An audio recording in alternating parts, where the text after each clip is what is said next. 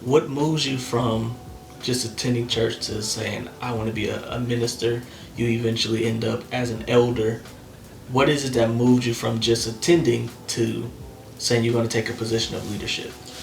If I could just give a quick story. When I was 3 years of age, I went to church on one Sunday with my grandmother, my mother, and my aunt. And while we were at church, I remember sitting there in my mom's lap, and there was a guy up front speaking, and he was just talking. And I remember feeling at age 3, I can see the picture even now, how that whatever it was that person was doing, whatever it was he had, at age 3, I wanted that. I mean, I really wanted that. And I remember I was trying to see him, back in the 70s, ladies go to church, got these big hats on their head. And I was getting so frustrated because the lady's hat was in my way. And I wanted whatever that was happening, on that stage that day. But growing up throughout my life, no matter where I went, someone would tell me, God called you. You're going to be a minister. You're going to be a pastor. And it got to the point where no matter where I went, this always came out. Mm-hmm. Always came out. Shortly after marriage, we went to the mall one day, and we just wanted to hang out and went to a jewelry store. And we're just looking, and this lady that's working there, she comes over, she just starts standing in front of us. And I says to my wife, I say, okay, let's go. I know what's about to happen. And I grabbed her by the hand, we began to walk out, and the lady says, hold on. She says, you have such a call of God upon your life. Mm-hmm. And she just began to prophesy to us and tell us that God is calling you to the ministry. So, at some point, I had to get started with that.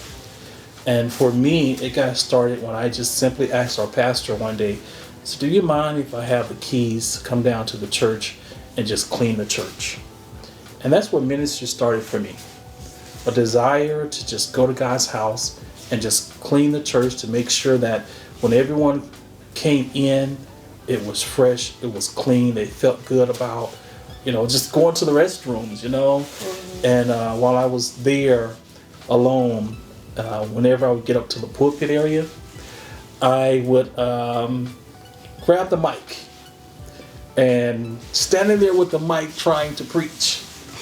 And each time I would do that, I would always say, "Oh, this is not for me. There's nowhere in the world I could do this." But that drove my heart, just doing that, and it started me in ministry. Just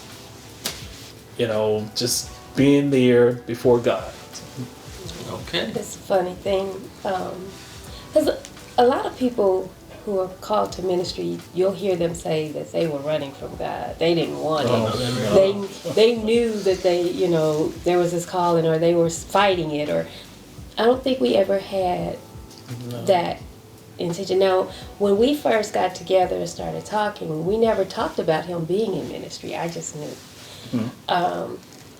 And it took a while before he actually came and said, I think God is calling me to the ministry. But when he did, I was like, well, we got to do what we got to do. So there was never a running or a fighting it. It was just in God's timing. When it's time, then the time comes, First there was the desire that he finally was like, okay, I think I really need to do this. I think God is calling me to this. And then there was an increase in commitment. Yeah. And then there was separation, and then education. And it went from there. Yeah. Okay. So we've seen you grow from 3 to 16 and you're getting saved. Yeah. How old are you when you officially step into leadership? Pastoring? No, just before.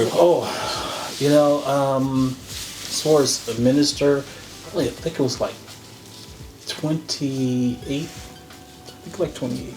Okay, so there was 28, some 30, time. somewhere in there. Yeah. There was some time. Okay, definitely some time. So after you step into ministry, generally speaking, and the pastor you were with, by the way, can you just say their name? Yeah, our pastor, Pastor Don H. Butler, Yes. his wife Yolanda Butler at the time, and we were actually in the city of Compton, California. City of Compton. Okay, so Bishop Butler now. He's Yes, Bishop yes. and co-pastor Butler. I want to say thank y'all for what you guys did to Yes. get these two to Yes, absolutely. be moving along the path that they're on now, which has played a massive impact to where I am in my life. So hopefully I can sit down with you two soon. But so you move from, just stepping into ministry. What is the thing that changes from I'm going to be in ministry to I'm going to be the head of a church, I'm going to take the mantle of pastor? What makes that shift? Just being a minister is a great thing. It is a responsibility, but you're not over that flock. You're not watching over their lives in regards to making sure that they get a balanced word. The Bible says that those are fivefold ministry. One of them is the pastor, and it says that it's for the perfecting of the saints. So the shift came into, how do I make sure that I give a word that's going to encourage people and direct their lives into that intimacy and close walk with God. So for me, that was a big thing, just to think, wow, this is a great responsibility. So the shift from just a minister, I get to just share once every now and then, to, hey, you're totally accountable now. It's a big thing. Yeah, that's a shift that you were talking about people running. Now, people have told me plenty of times that I'm going to be a pastor. He has told me that I'm going to be a pastor, and I have never told me that I'm going to be a pastor. I have not said that. I have told God that if He makes it happen, it can happen. But I haven't still not told me I'm going to be a pastor. So it's funny you mentioned people running. It's like, I kind of understand. Because that responsibility is a lot. It's massive. It's massive. I've been able to watch you and a host of other pastors and learn. And you guys go through a lot for, the people that you serve. And it is definitely servanthood. You have no choice but to serve. And I would say this as well.